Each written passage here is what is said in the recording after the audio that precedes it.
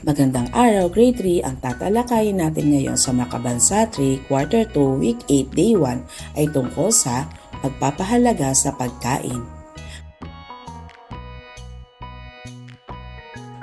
Before we begin, please don't forget to like, share, and subscribe. Thank you! Panimulang gawain. Isang tradisyonal na pagkain ng mga Pilipino, lalo na sa Katagalugan, ay ang pagkain ng sinigang na baboy. Narito ang mga sangkap nito. Maaring mag-iba-iba ito depende sa kinabibilangang rehiyon.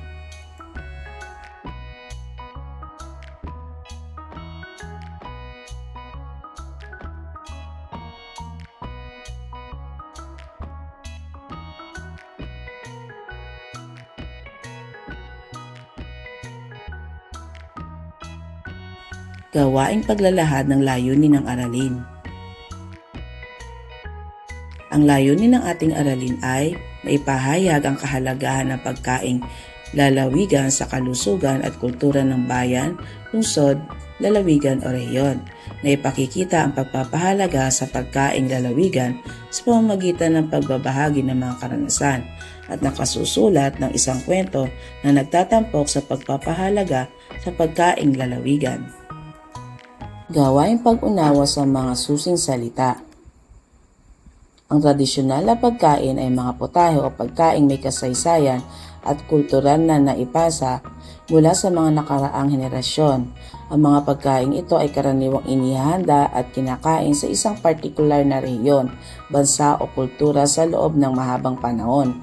Ang mga tradisyonal na pagkain ay kadalasang may kaugnayan sa mga espesyal na okasyon, mga lokal na sangkap at mga natatanging pamamaraan ng pagluluto. Maikling kwento. Ito ay isang maikling anyo ng panitikan na naglalayong magsalaysay ng isang pangyayari o serye ng mga pangyayari. Pagbasa sa mahalagang pag-unawa o susing idea.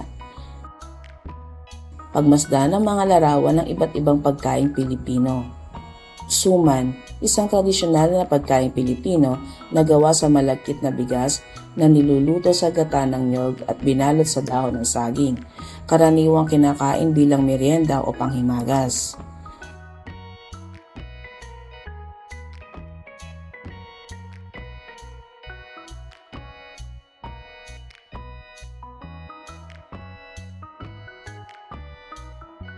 Bibingka, isang kakanin na karaniwang inihahanda tuwing Pasko, gawa sa galapong o giniling na bigas, itlog at gata ng niyog at niluluto sa uling sa ibabaw at ilalim.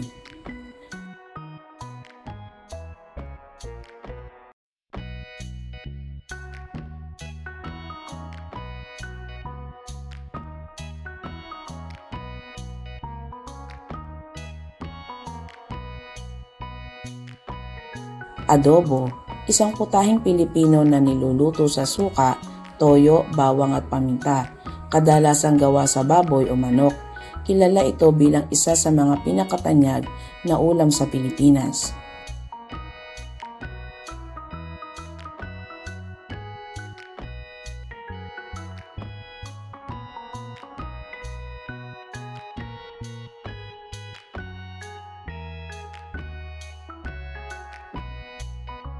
Lechon, isang buong baboy na inihaw sa baga o uling hanggang maging malutong ang balat.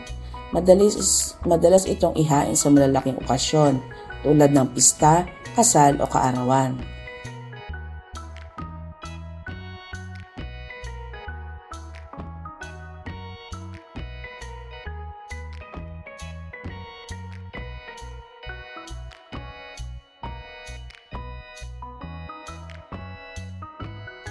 Sorbetes, tinatawag ding dirty ice cream. Ito ay isang lokal na bersyon ng ice cream na gawa sa gatas ng kalabaw o niyog, asukal at iba't ibang lasa tulad ng ube, mangga at tsokolate.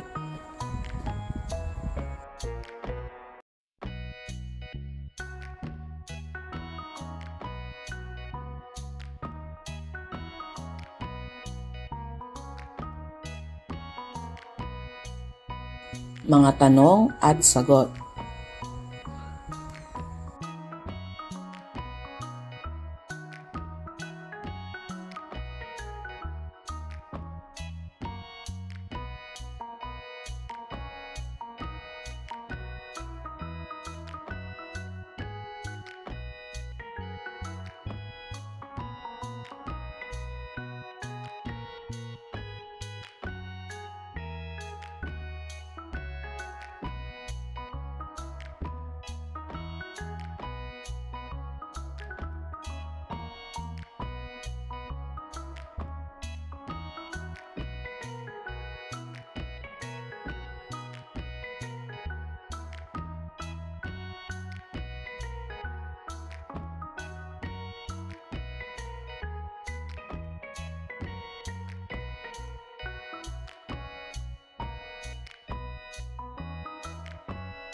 pagpapaunlad ng kaalaman at kasanayan sa mahalagang pag-unawa o susing idea. Ang pagkaing lalawiganin ay mga pagkaing unique o niluluto lamang sa isang lalawigan. Ito ay nagsisilbing pagkakakilanlan ng bayan, lungsod, lalawigan o rehiyon. Halimbawa nito ay ang Pansit Malabon mula sa lungsod ng Malabon sa Metro Manila.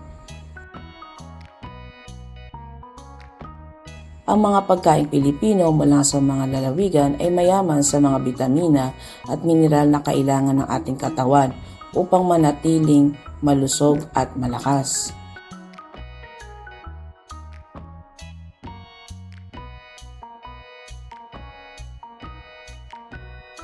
Ang mga pagkaing Pilipino na mula sa ating bayan o lungsod, lalawigan o rehiyon ay nagpapakita ng ating kasaysayan at tradisyon.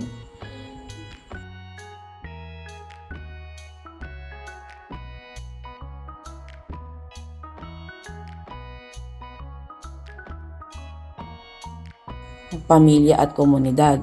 Ang pagkain ay nagbibigay ng pagkakataon sa mga pamilya at komunidad na magsama-sama dahil sa mga kahalahagahang ito.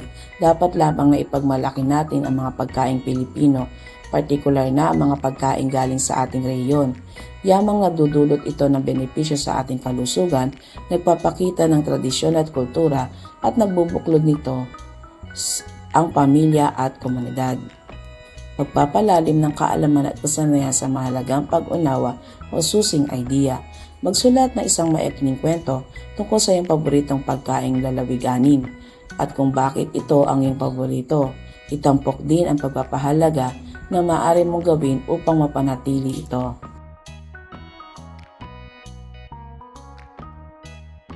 Paglalapat at paglalahad. Gamitin ang bahaging ito sa pagsulat ng kwento.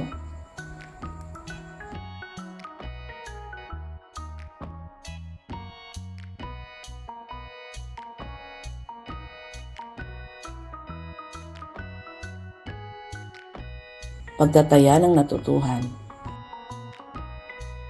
Ang pagsusulat ng kwento ang gagamiting pagtataya ng natutuhan.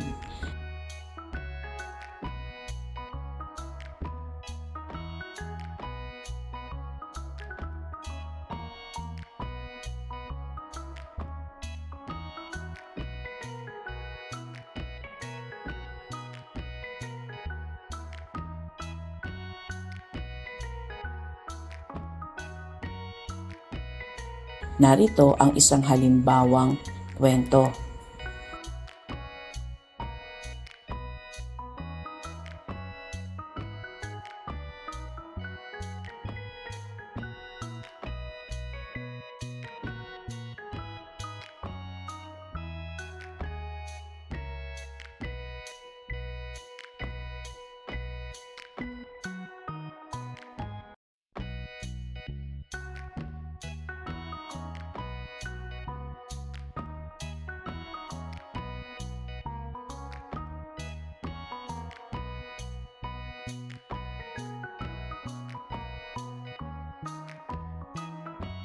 Para sa iyong homework, magpagawa ng collage ng mga tradisyonal na pagkain na paboritong kainin ng mga mag-aral.